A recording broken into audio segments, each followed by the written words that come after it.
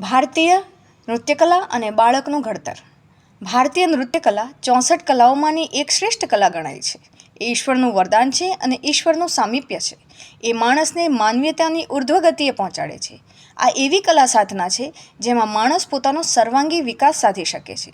બાળપણથી આ કલાને જે બાળક શીખતું થાય છે એ ભાષા, સાહિત્ય, સંગીત, યોગ, ઇતિહાસ, ધર્મ, આનંદ, નિજાનંદ, જીવનનો લયતાલ, પ્રેઝન્ટેશન, જાત માટેનો આદર, ગુરુભાવ અને સાંસ્કૃતિક મૂલ્યો જેવી શાશ્વત, ક્યારેય ન ખોરવાય અને ન ખૂટે એવી બાબતો શીખે છે.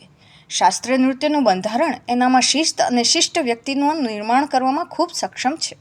સઘન તાલીમ એ નૃત્યકલાની પહેલી શરત છે, પણ એ તાલીમ જ બાળકને તાલબદ્ધ અને સમાજમાં આદર પ્રાપ્ત કરતું બનાવે છે.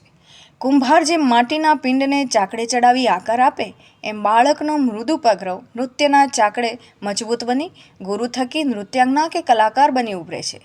જો બાળકમાં અમસ્તા જ નાચી ઉઠવાનું લક્ષણ દેખાય તો ભારતીય નૃત્યકલાનો પરિચય અને તાલીમ અપાવવી જ જોઈએ.